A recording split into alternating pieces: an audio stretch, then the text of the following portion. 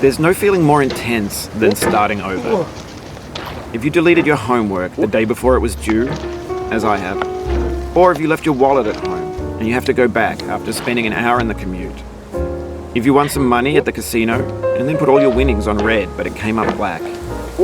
If you got your best shirt dry cleaned before a wedding and then immediately dropped food on it.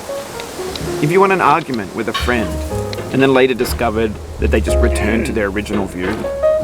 Starting over is harder than starting up. If you're not ready for that, like if you've already had a bad day, then what you're about to go through might be too much. Feel free to go away and come back. I'll be here. Alright, thanks for coming with me on this trip. I'll understand if you have to take a break at any point. Just find a safe place to stop and quit the game. Don't worry, I'll save your progress, always, even your mistakes. This game is a homage to a free game that came out in 2002, titled Sexy Hiking. The author of that game was Jazzuo, a mysterious Czech designer who was known at the time as the father of B games. And B games are rough assemblages of found objects. Designers slap them together very quickly and freely, and they're often too rough and unfriendly to gain much of a following. They're built more for the joy of building them than as polished products. In a certain way, Sexy Hiking is the perfect embodiment of a B game. It's built almost entirely out of found and recycled parts, and it's one of the most unusual and unfriendly games of its time. In it, your task is simply to drag yourself up a mountain with a hammer. And that act of climbing, in the digital world or in real life, has certain essential properties that give the game its flavor. No amount of forward progress is guaranteed. Some cliffs are too sheer or too slippery. And the player is constantly, unremittingly in danger of falling and losing everything. Anyway, when you start Sexy Hiking, you're standing next to this dead tree that blocks the way to the entire rest of the game. It might take you an hour to get over that tree, and a lot of people never got past it. You prod and you poke at it, exploring the limits of your reach and your strength, trying to find a way up and over. And there's a sense of truth in that lack of compromise. Most obstacles in video game worlds are fake. You can be completely confident in your ability to get through them once you have the correct method or the correct equipment or just by spending enough time. In that sense, every pixelated obstacle in Sexy Hiking is real. The obstacles in Sexy Hiking are unyielding, and that makes the game uniquely frustrating. But I'm not sure Jazzuo intended to make a frustrating game. The frustration is just essential to the act of climbing, and it's authentic to the process of building a game about climbing. A funny thing happened to me as I was building this mountain. I'd have an idea for a new obstacle, and I'd build it, test it, and it would usually turn out to be unreasonably hard. But I couldn't bring myself to make it easier. It already felt like my inability to get past the new obstacle was my fault as a player rather than as a builder. Imaginary mountains build themselves from our efforts to climb them, and it's our repeated attempts to reach the summit that turns those mountains into something real. When you're building a video game world, you're building with ideas, and that can be like working with quickset cement. You mold your ideas into a certain shape that can be played with, and in the process of playing with them, they begin to harden and set until they're immutable, like rock.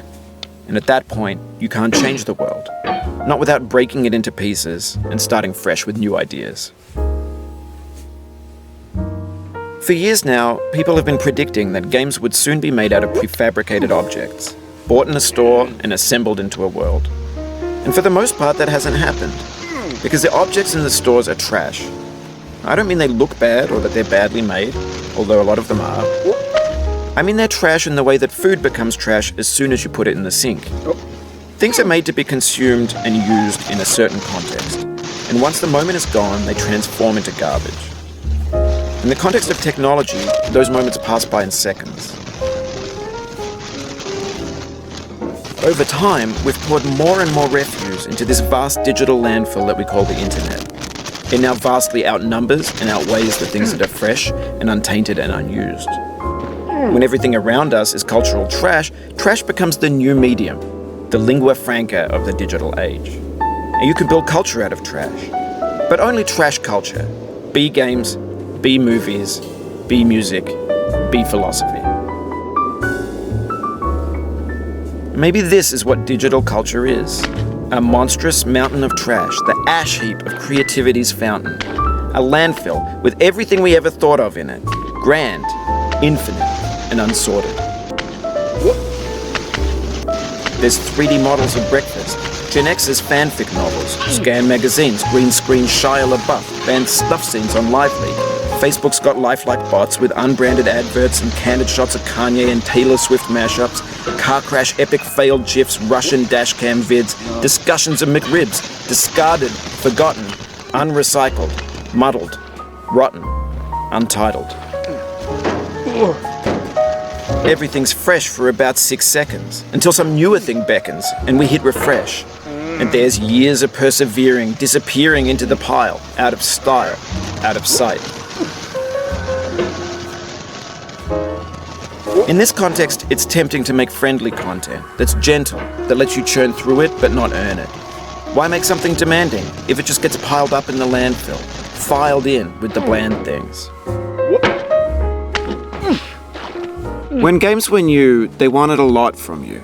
Daunting you, taunting you, resetting and delaying you. Players played stoically. Now everyone's turned off by that. They want to burn through it quickly, a quick fix for the fickle, some tricks for the clicks of the feckless. But that's not you, you're an acrobat. You could swallow a baseball bat.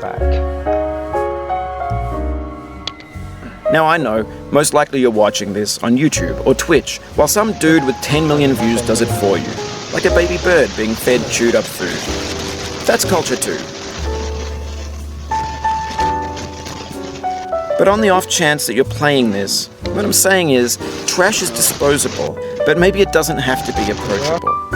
What's the feeling like? Are you stressed? I guess you don't hate it if you got this far. Feeling